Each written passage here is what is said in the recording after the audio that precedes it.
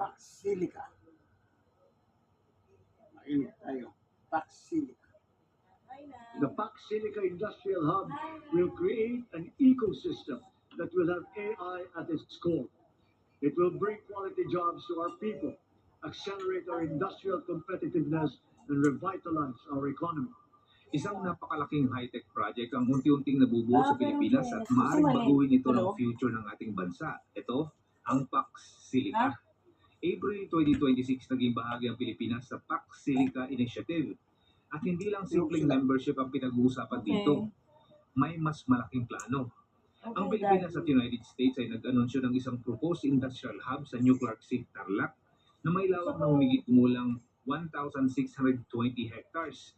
Isang napakalawak na lugar na maaaring maging sentro ng high-tech manufacturing at iba pang industries na konektado sa AI at semiconductor supply chain.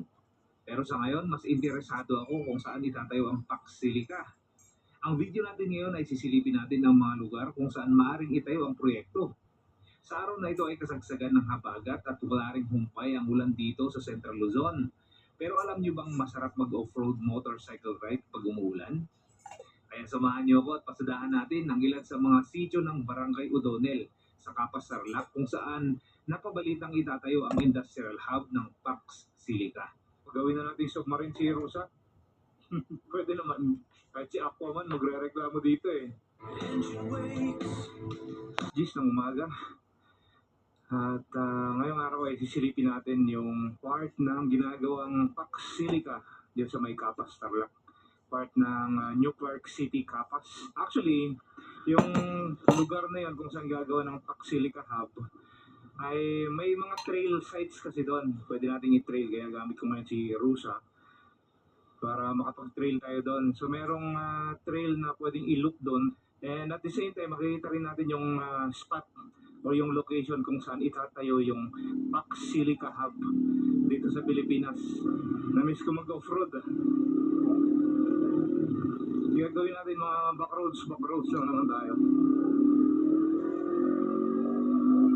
Hindi naman tayo pwede mag-hard trail dahil solo rider lang tayo. So, hindi ko lang sigurado kung gaano kalalim yung ilog ngayon dahil dire-diretso yung tumulan na to, ilang araw na.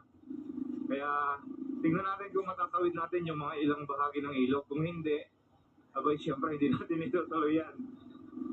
Solo rider lang tayo kaya hindi natin pwedeng sugulan yung mga ganyan lalanganin.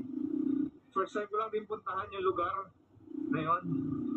Bali, Barangay O'Donnell yung pupunta natin. Pero sa may paanan na ng bundok yung location ng mga sitio niya. And by the way guys, meron akong napanood na interview kanina mula sa presidente at saka CEO ata ng Base Conversion Development Authority o yung BCDA. Ang trabaho nila ay develop yung dating base militar ng mga sundalong Amerikano dito sa Pilipinas katulad ng Clark, Clark, Pampanga, tsaka dito ngayon sa bagong New Clark City. Camp Janhi sa Baguio, sila yung responsible doon sa pagpapaganda at pag-develop para gawing business district, kumbaga. At isa sa mga program na isinusulong ngayon ay ang magtatayo ng Pax Silica. Pero meron siyang nabanggit kanina tungkol sa Pax Silica. Hindi pala data center yan mga brother. Ito ay ayon sa presidente ng BCDA sa interview kanina. So ang itatayo pala dyan ay industrial center. Sa mga taga Laguna, alam nila to. Yung Technopark sa Laguna. Lagi akong nadadaanan yung dati kasi nag-aaral ako ng Cavite dati. So alam ko yung lugar na yun. Parang isang city. Yung buong lugar na yun, yung industrial hub na yun. Kasi sobrang luwang niya. Tapos within that industrial hub, napakadaming companies na nag-i-invest. Halimbawa, Toshiba, mga ganyan. O yung mga parts ng cellphone, parts ng TV, at kahit Toyota yata nandun din. So ganun pala ang gagawin dyan sa Pax Silica, sa New Clark City. So kanina nga nilinaw ng presidente ng PCDA na hindi pala data center guys. So at least nabawasan yung mga pangamba natin na yun nga, mauubusan ng mauubusan ng tubig, na makukulangan tayo ng kuryente, etc. Although nabanggit niya rin kanina tungkol sa data center na meron nga daw nanliligaw sa BCDA dati, natatayuan nga daw ng data center, pero na-realize nung gusto mag-invest dyan na ang Pilipinas pala ay kinukulang din ng kuryente. So, umayaw sila. Nag-back out daw yung investor. Siyempre, sino ba naman gustong magtayo ng data center yan kung malulugi ka lang din naman. Laging kulang ang kuryente, di ba? So, ang request daw nung gusto magpatayo ng data center ay mayroon daw sarili silang source ng kuryente na hindi gagamitin yung kuryente ng mga consumers dito sa Pilipinas. Solar energy pinaka-feasible dyan, although malaking area rin ang kakainin ng ang pagtatayo ng solar farm. Pero I think yun yung pinaka-feasible kasi dito sa bandang Tarlac wala namang dam dyan eh. Tapos mayroon pang tinatayo rin na solar farm, pinakamalaking integrated solar farm sa Gapan, Nueva Ecija. Maaari rin sigurong kumuha doon kung sakali. Ano? Pero yung project na data center daw, inayawan ko yan. Hindi daw nagtuloy yung investor dahil na-realize nila na kinukulang nga daw tayo ng kuryente dito sa Pilipinas. Data center nga ba ang tatayo yan na Sir Jake? Katunying, hindi po, maraming misconception na ito ay data center. Malakas sa tubig, totoo yan, at kuryente. Pero hindi po, no? Hindi po ito ay data center.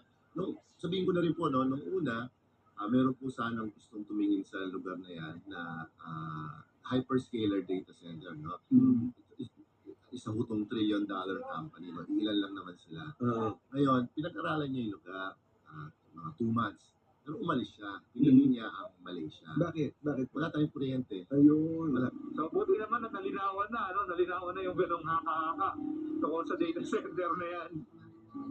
I hear the whispers of 1,000 years in the silent salt and the spray of tears. Standing where the world begins, let the rhythm take what the wind brings in. We are the tide and the rising sun. Dito tayo sa loob ng New York City. Kita nyo kung gaano kaluwang yung kalsada dito, gaano kalapad. 1, 2, 3, 4, 8 lanes. So sa bandang kanan natin dito, nandyan yung main road. At nandyan din yung kampo ng sundalo. So, part ng maapektuhang barangay ay Barangay O'Donnell. Yan, apektado yan. At saka may iba pang barangay doon sa baba. Matulos to. Ang ganda. So kung makapansin nyo itong lugar na to, mabato. Ayan o, yung mga burol-burol na yan, gawa sa bato yan. Hindi ko na sigurado, I think volcanic rock ata ito mga to eh. Parte dito, may mga farm ako nakikita. Ayun, mga nanda sa baba. Farm ng palay ata yan. Tapos may mga tanim na mga saging. Ayan, palay din pala dito sa kaliwa. Tapos, farm ng mangga.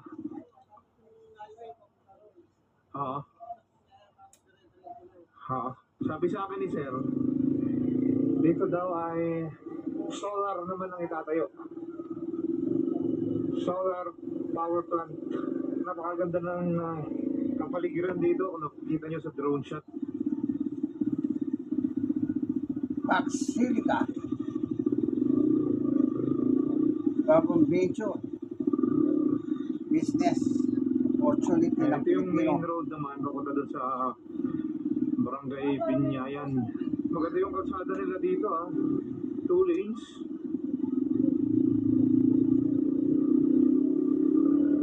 So, meron pang manggahan dito rin. Maapektuhan dito malamang balang araw.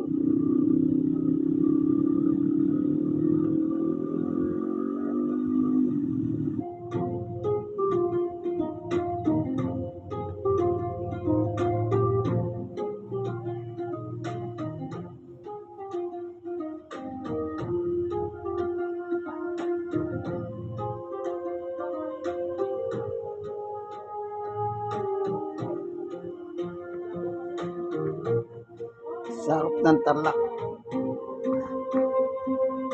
Bagong business opportunity para sa mga Tarlakeños ang Paxilica.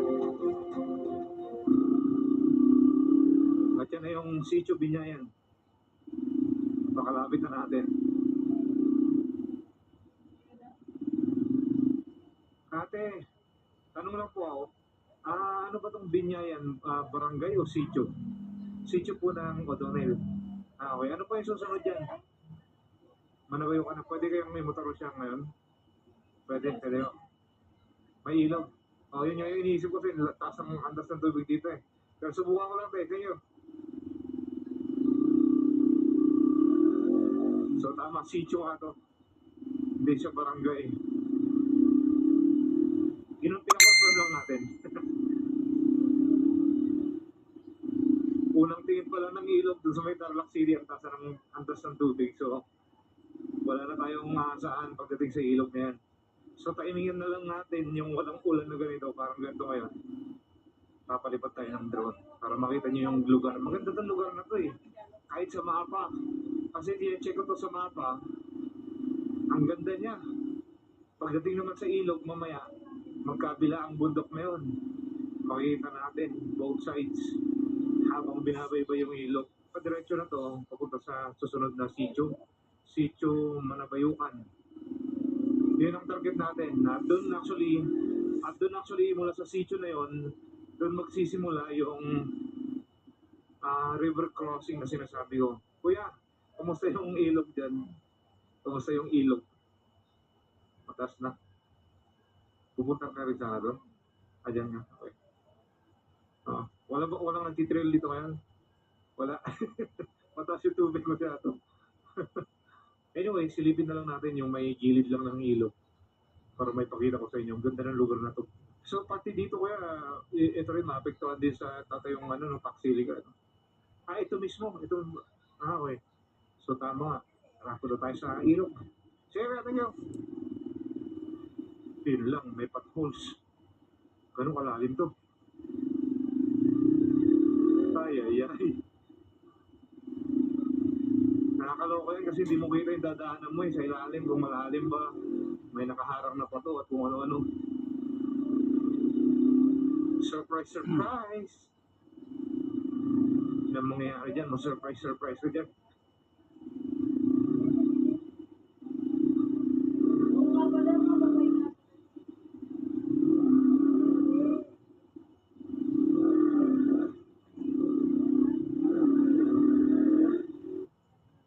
So yung gobyerno po ng Tarlac, si Gobyernor Yap, nagsabi na po siya, okay sa kanya yan, ang Paxilica. Opportunity po yung trabaho para sa mga Tarlakeños. Okay yan. Sana magkaroon silang win-win solution. At ang magandang location, talagang Tarlac. Malawak ang lupa, kaibigan kung napapanood. Malawak yung pagtatayuan ng Paxilica ng Amerika. Sarap. Yeah, man. Malawak. Kaya ngayon, nakikita ko, napapanood ko. Na pinapaliwanag nitong vloggers, rider ng vloggers. Talagang O'Donnell sa Kapas. Kampo ng Amerikano noon. Yung kampo ng mga Amerikano. Maganda yun. Para magkaroon ng maraming trabaho dyan sa Tarlac. Para mabigyan sila ng pagkakataon. Umundad ang buhay din kahit paano. Lalo na sa mga baryo. Baryo, barangay. Pero talaga eh. Alam niyo, lahat ng opportunity dapat sinusubok yan. Para yung pagunlad ba? Yung pagunlad, ang inaano natin yan eh. Pagunlad ng mga negosyo. Sana may paliwanag ng gusto yan. Kasi yung mga nakatira dyan, maraming baluga yan. Alam niyo naman po yung mga baluga, sensitive din sila. Kasi nga meron na silang naging karanasan sa ganyang mga negosyo. Kuno, pero hindi sila, iba pala ang tinayo nila. Doon araw sa may pating Olonga po. O, ginawa parang landfill. Akala nila, nakita nila, papagawa ng kalsada. Natuwa yung mga taga roon. Para yung mga produkto nila sa bundok, may baba nila mas madali. Yun po pala, tapunan ng basura. Kaya, namaho na TV pa yun eh. Pinalabas po sa television yun. Basta sa napalabas, napanood ko rin yun. Talagang hindi po naging maganda yung bunga. Kasi hindi nila sukat akalain gano'n ang nangyari. Sa panahon po ni Duterte yun. Kaya ito ngayon, panahon naman ni Marcos, ito yung tax silica ng Amerika, dadali nila sa Pilipinas. Kaya yung gobernador ng Tarlac na si Yap, yung gobernador na Yap po yun, anak po ni dating gobernador Rating Yap ng Tarlac. Kaya payag siya sa negosyo niya na may kayo sa kanyang nasasakupan bilang gobernador ng buong lalawigan ng Tarlac. Basta may paliwanag na lang yung mahayos kung ano ang talagang pinupunto nito at sana yung paginabang o yung higit na interest na sa side ng Pilipinas. Kung sana gano'n. At saka yun, opportunity ng trabaho ng Tarlaceños. Maganda yan. Sana magkaroon sila ng win-win solution kung ano man yung pinagbimitingan o pinag-uusapan tungkol sa tax silica. Kasi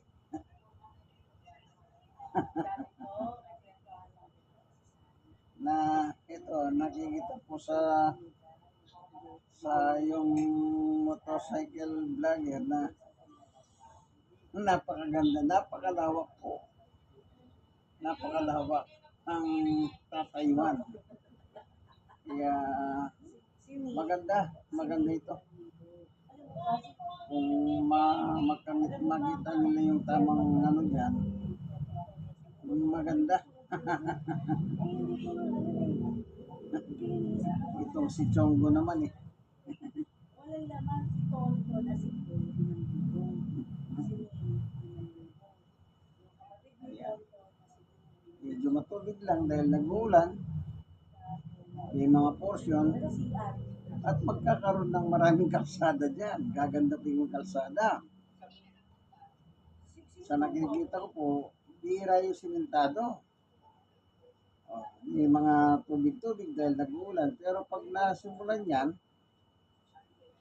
magkakaroon ng mga kalsada dyan. Siyempre, magtatayo ka ng isang negosyo, walang kalsadang matino. Di, sino naman ang mag-ano dyan, di ba? Yeah, gano'n. Yan.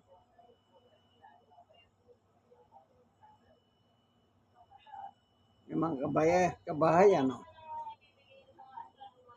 Ganda, no? Sariwang hangin dyan. Ayan, no? Residence yan. Residence. Yan sa O'Donnell. Yan, Kapas.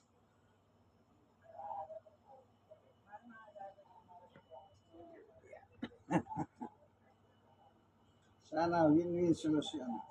Nawagabayan sila ng Diyos para makinabang po ang Pilipinas at the same time ang taong bayan ng Tarlac o mga Tarlaceños. Sige po, hanggang dito na lamang ang ating video.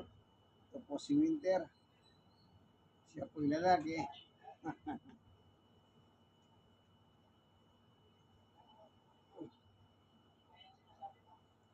Kasi pag kumukulog, natatakot sila. po, hanggang dito na lamang. God bless po sa ating lahat. Lagi kayo magdasal at tulungan tayo ng Panginoon Diyos. Amen. Bye-bye. Kaibigan kay Jesus, Brother Manny Bautista.